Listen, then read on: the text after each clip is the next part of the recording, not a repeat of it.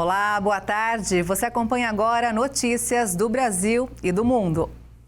A inflação oficial fechou 2020 com a maior alta dos últimos 4 anos. O resultado foi puxado principalmente pelos reajustes nos preços dos alimentos. A pressão veio da alta nos preços dos alimentos e o resultado foi um ano com a inflação oficial acima do centro da meta, que era de 4%. O Índice Nacional de Preços ao Consumidor Amplo, o IPCA, fechou 2020 em 4,52%. Segundo o IBGE, esta foi a maior inflação anual registrada desde 2016, quando o índice ficou em 6,29%.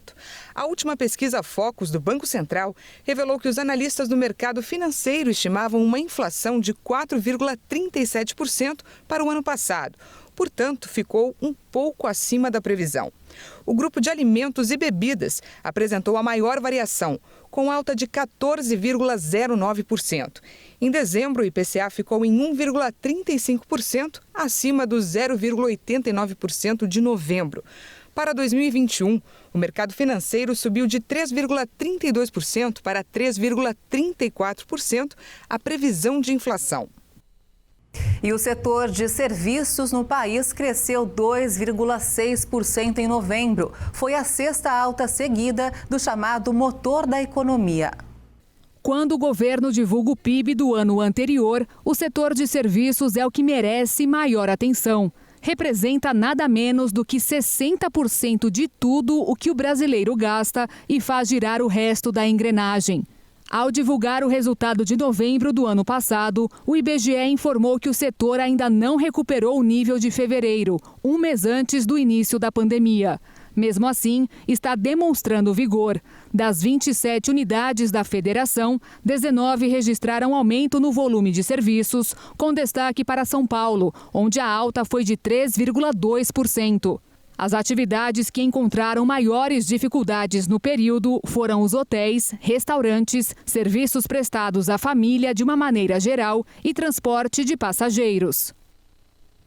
Com o fim do auxílio emergencial em dezembro e sem a garantia de extensão do benefício, uma taxa de 10% a 15% da população brasileira deve ser atingida pela extrema pobreza a partir deste mês. No estado de Mato Grosso do Sul, o auxílio injetou mais de R$500 bilhão mensais na economia nos últimos meses. Mas agora que o benefício acabou, a procura por trabalho aumentou muito. A procura por emprego durante a manhã foi grande. Fila do lado de fora e trabalho para tentar manter o distanciamento social. Benedito chegou cedo. Estou desempregado já há 1 ano, já não consigo nada. Estou aí tentar uma vaga. Josimar também veio tentar uma vaga. Está meio parado o serviço aí, de repente acha uma vaga aí. Ambos, assim como boa parte das pessoas que vieram aqui, estavam recebendo o auxílio emergencial do governo. Foram pagas 5 parcelas de R$600 e 4 de R$300. Em Mato Grosso do Sul, foram beneficiadas quase 860 mil pessoas. Mais de R$581 milhões injetados no mercado. Sem o auxílio, ficou mais difícil. Agora tem que correr atrás, acabou, né? Tá ajudando. E agora tem que dar uma... correr atrás, né? O diretor-presidente da FUNSAT comenta sobre esse aumento de procura por emprego. Um deles é o fim do calendário do auxílio emergencial pago pelo governo federal, além do fato do encerramento das vagas temporárias que, final de ano, o mercado oferta. Aí surge uma situação controversa. Há vagas na FUNSAT. 4 vagas de farmacêutico, 200 vagas de eletricista, ele não exige experiência, 30 vagas de operador de instalação. Então a FUNSAT tem essas, além de vaga de açougueiro e outras tantas. A FUNSAT tem disponíveis 500 vagas, só que o grande problema é que muitas delas exigem qualificação e boa parte dos candidatos não buscam essa especialização. Isso, sem sombra de dúvidas, é uma dificuldade para aqueles que procuram uma vaga, querem se alocar no mercado de trabalho e não têm a qualificação necessária. O plasma pode reduzir o risco de Covid-19 grave se usado precocemente. Um estudo realizado na Argentina mostrou que o tratamento funciona se administrado até 72 horas após o início dos sintomas. Um estudo realizado pela Fundação Infante na Argentina, publicado recentemente no The New England Journal of Medicine, mostrou que o plasma sanguíneo de pacientes recuperados de Covid-19 pode evitar o agravamento da doença em idosos, mesmo se administrado em poucos dias após o início dos sintomas. A pesquisa foi realizada com 160 idosos com idade média de 77 anos. Ainda participaram do estudo pessoas entre 65 e 74 anos com comorbidades como diabetes e hipertensão. Todos foram recrutados nas primeiras 72 horas da doença. Os voluntários foram divididos em 2 grupos. Um recebeu tratamento à base de plasma e o outro placebo.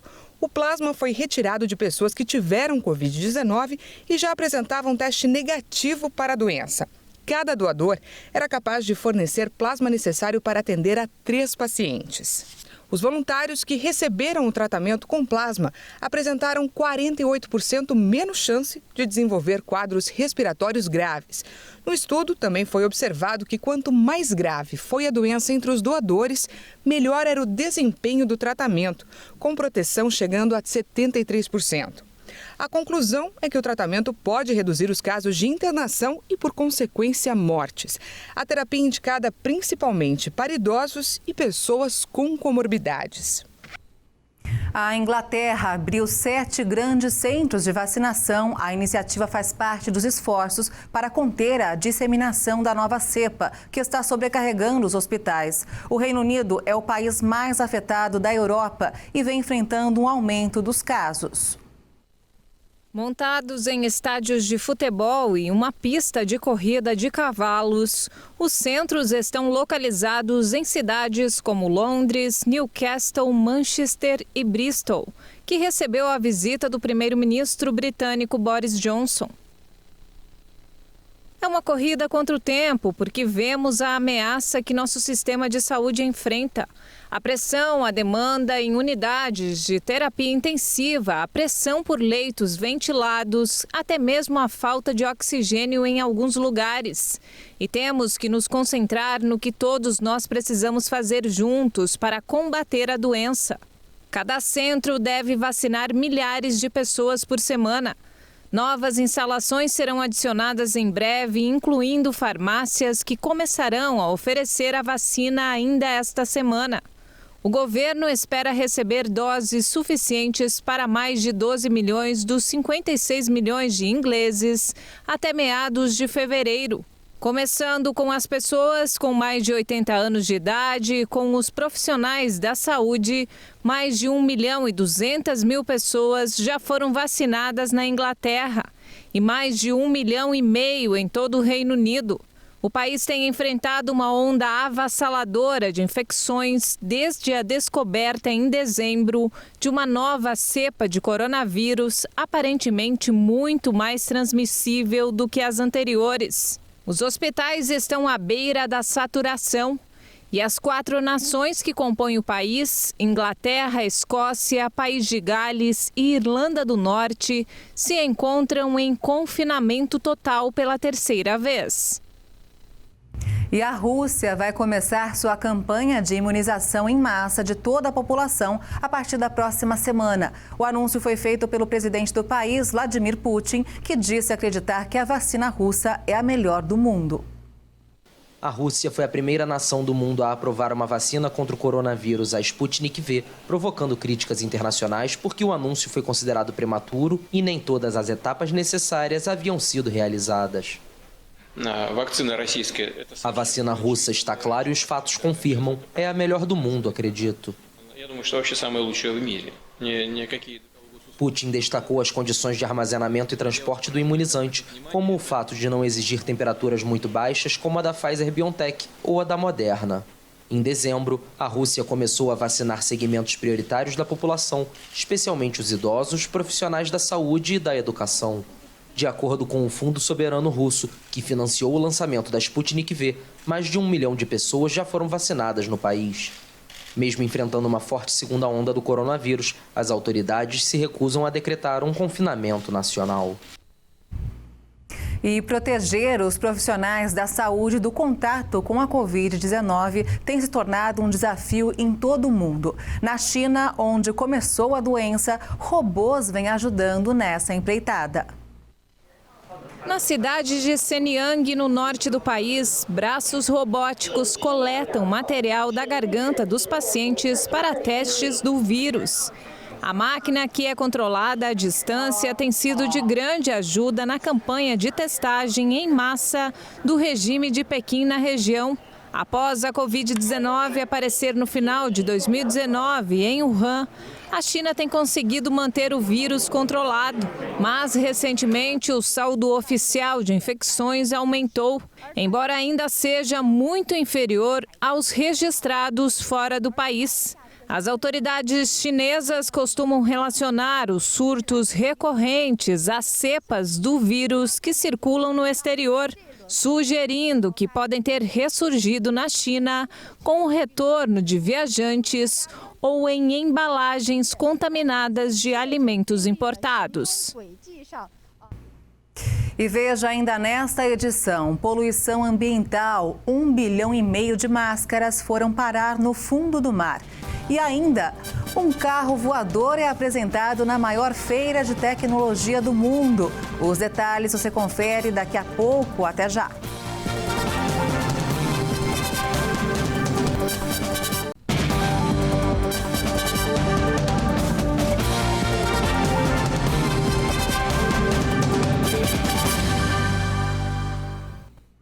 O presidente Jair Bolsonaro sancionou com vetos o projeto que cria o programa habitacional Casa Verde e Amarela, substituto do Minha Casa Minha Vida. O projeto começou com uma medida provisória editada em agosto do ano passado. O texto passou por pequenas alterações no Congresso e foi aprovado pelo Senado no dia 8 de dezembro. Entre as principais mudanças em relação ao Minha Casa Minha Vida, a nova política habitacional não prevê mais a faixa de renda mais baixa, de até R$ 1.800, em que a casa é praticamente doada, com prestações simbólicas. O foco principal do novo programa é atender famílias que têm renda entre R$ 2.000 e R$ 7.000, com capacidade de assumir um financiamento. Para resolver essa situação, o governo fechou um acordo para incluir algumas medidas de atendimento às famílias com rendas menores no decreto de regulamentação do programa. O presidente vetou um trecho do projeto que estabelecia que as construtoras participantes do programa pudessem ter um recolhimento unificado dos tributos equivalente a 4% da receita mensal auferida pelo contrato, assim como no Minha Casa Minha Vida. De acordo com o governo, o veto foi feito porque não havia estimativa de impacto orçamentário da proposta e nem de possíveis medidas compensatórias da perda de arrecadação. Motoristas da cidade de São Paulo já começaram a receber notificações das infrações de trânsito cometidas em 2020. O envio de multas ficou suspenso por quase 10 meses por determinação do governo federal. A medida que suspendeu o envio das notificações durante a pandemia caiu no mês passado. Desde então, o Detran já encaminhou mais de 80 mil multas para os lares de quem infringiu alguma regra de trânsito. Este mês, chegam as notificações de multas aplicadas no começo do ano passado e também as das últimas semanas, já que o envio foi normalizado. Aliás, a fila de notificações que serão enviadas nos próximos meses passa de 700 mil. O Conselho Nacional de Trânsito, CONTRAN, determinou que o que foi represado entre fevereiro e novembro de 2020 deve ser enviado de maneira escalonada em até 10 meses, contados a partir da data da infração. Ou seja, no mês de setembro, a notificação será de novembro de 2020. De acordo com o diretor de Educação e Fiscalização do Detran, Cassiano Ávila, existe um represamento, uma dificuldade até de envio dessas notificações, de gerar as autuações, encaminhar para o correio e o tempo entre o recebimento e apresentar a defesa. Se todos tiverem o interesse em recorrer, os órgãos não têm a estrutura para receber. As máscaras que tanto têm ajudado na luta contra a pandemia se tornam cada vez mais um risco para a poluição do planeta. O número é alarmante. 1,5 bilhão dessas proteções foram parar no fundo do mar. O que salva também pode matar. As máscaras viraram um item de sobrevivência durante a pandemia do novo coronavírus no mundo todo. Mas não deixaram de ser lixo, só aumentando a poluição marítima e ameaçando a vida animal. Um exemplo ocorreu no Brasil, quando ambientalistas encontraram uma máscara dentro do estômago de um pinguim, depois que seu corpo foi levado até uma praia. Acreditamos que tanto as máscaras quanto as luvas podem representar uma ameaça à vida selvagem marinha. As luvas são frequentemente confundidas por tartarugas como alimento, ou seja, com águas-vivas, que são seu alimento principal. A proteção facial pode ser feita de papel, pano ou de polipropileno, um microplástico altamente nocivo ao meio ambiente. Além da poluição, o material pode ser uma armadilha quando preso ao corpo dos animais. A maioria das máscaras tem cordões elásticos para se prender às orelhas humanas e são também um risco de emaranhamento para peixes, tartarugas marinhas e aves. De acordo com a ONG Oceans Asia, mais de 1,5 bilhão de máscaras foram parar nos oceanos do mundo em 2020, respondendo por cerca de 6.200 toneladas da poluição marinha de plástico.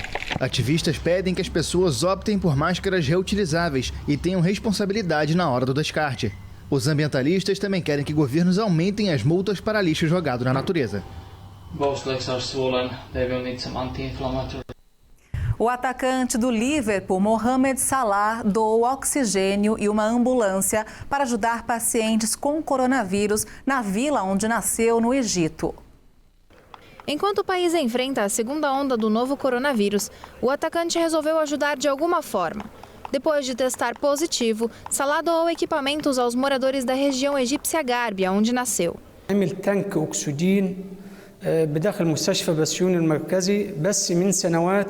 Temos 14 cilindros de oxigênio dentro da Fundação de Caridade Mohamed Salah. Eles ajudam as pessoas da vila de Nagrid, bem como as das vilas vizinhas, disse Hassan Bakir, chefe da instituição de caridade. Bakir distribui cilindros de oxigênio diretamente nas casas dos pacientes. Também temos uma unidade de ambulância construída por Mohamed Salah, que funciona desde julho de 2020. Isso também nos ajudou durante o coronavírus, no transporte de pacientes para os hospitais de isolamento. O governo do Egito confirmou 150.753 infecções e 8.249 pessoas morreram desde o início da pandemia, há mais de 10 meses. No entanto, as autoridades de saúde dizem que o número real é provavelmente muito maior por causa da taxa relativamente baixa de testes de coronavírus e a exclusão dos resultados de testes privados. As dúvidas e rumores seguem assombrando os Jogos Olímpicos de Tóquio. Nesta semana, os organizadores negaram que esteja marcada uma reunião para fevereiro sobre um eventual cancelamento do evento esportivo, previsto para julho deste ano. As Olimpíadas seriam em 2020, mas foram adiadas por causa da pandemia do novo coronavírus. O diretor-geral do comitê organizador, Toshiro Muto, garantiu que eram informações falsas referindo-se às especulações da imprensa japonesa. Segundo os jornais locais, o Comitê Olímpico Internacional deve discutir em fevereiro se os Jogos Olímpicos serão realizados ou não. Na semana passada, o Japão declarou estado de emergência em Tóquio e suas regiões limítrofes, devido ao aumento do número de casos da Covid-19. A medida reforça o ceticismo da opinião pública em relação aos Jogos Olímpicos. Em uma pesquisa da agência Kyodo, 45% dos entrevistados japoneses se manifestaram favoráveis a um novo adiamento dos Jogos e 35% pela anulação definitiva. O Japão deve começar as vacinações contra a Covid-19 após o final de fevereiro. E agora você vai conhecer o projeto de um táxi aéreo autônomo. Ele parece um drone, mas trata-se de um carro voador.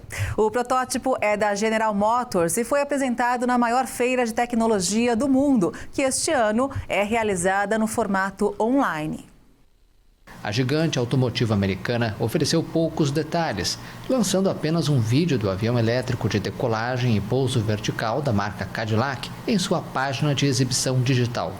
Várias empresas aeronáuticas e startups mostraram carros voadores similares nos últimos anos, embora não haja planos aparentes para uma comercialização imediata.